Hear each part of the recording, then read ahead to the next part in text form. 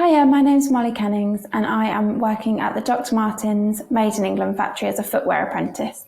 So from day to day I do lots of different tasks. It can be from the beginning of the journey of the shoe where you're preparing leather and stitch marking, for example, so that the closers know where to follow when they're closing the uppers. And I can even then do jobs like lacing up and putting the labels on towards the end of the process of the shoes or boots being made and then going into the boxes. So every day is different. So yeah, there's 4 different parts of the factory. So there's the clicking, closing, lasting and shoe room. And eventually throughout my apprenticeship, I will try something in each part of the factory. So I've done various different jobs. So I've first worked in a bar, so sort of weekend jobs, and I hadn't ever planned to go to sixth form or university. I always wanted to go to college, but I was never really entirely sure what I wanted to do, so I went into something sort of that I wasn't entirely sure about, which was cabin crew and aviation and travel and tourism.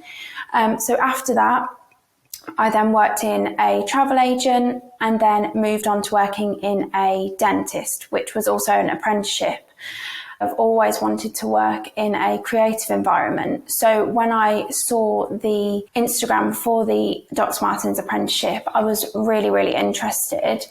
I've always wanted to work for the company and I just felt it was out of reach for me as I'd never studied anything creative or been to university or college for anything creative. But I was definitely really interested and very willing to learn. So when I applied, I just had to really make it clear to them that I was really willing to learn, even if I hadn't before studied anything creative. So I'd explained in my interview that I'd worked with my hands, so I had good dexterity from working in the dental practice as I was using tools, having to work with health and safety, which is actually a big part of working in a factory as well. So I explained that, and I think that that shows that you are willing to be adaptable and change your skills to the job you're doing. I also expressed how I am creative. I made a mood board, which I brought to the interview to show things that I'd made, what I do in my spare time. And I think that really showed that I was really enthusiastic about the role. I would definitely say to always be looking out for any opportunity that would help them get into the industry. So I would look online for any opportunities, maybe some work experience, and also spend spare time doing things that they love. If it's a creative industry, then maybe making things, which is will then help them in the future to take into an interview to show that they are creative and have some physical evidence of what they've made to show their skills off.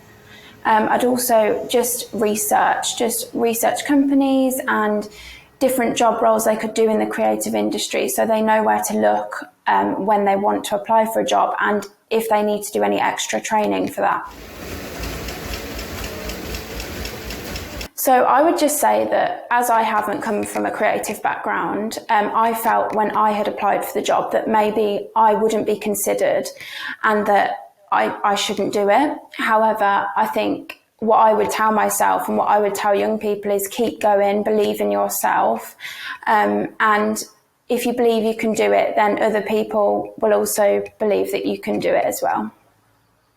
I'm Victoria. I am an apprentice with Dr Martens and I've been here for a year.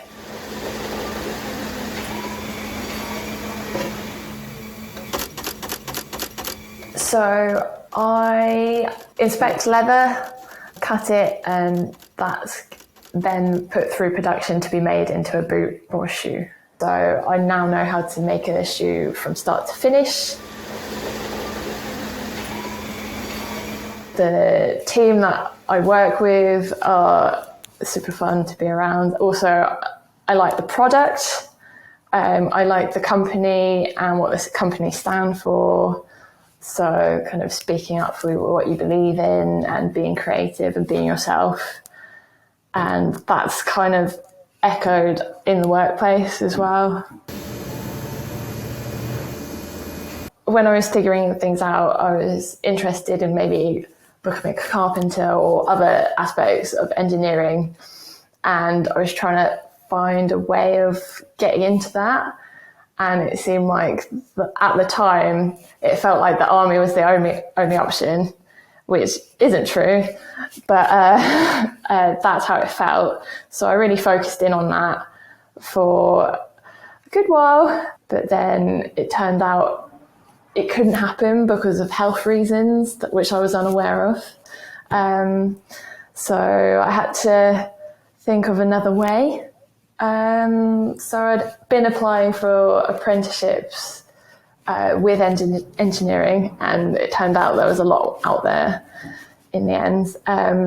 But actually, I wanted something a bit creative.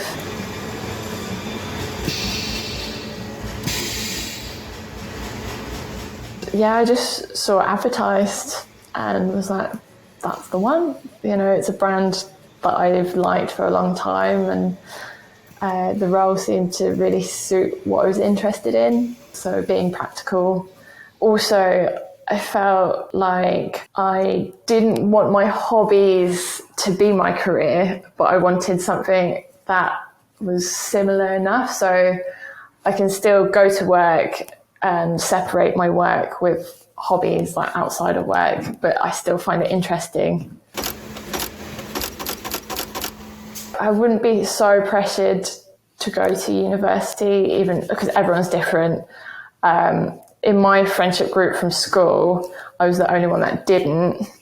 And I did other things instead. I mean, it took me a while to figure out what I wanted, but that was part of who I am. So I needed that.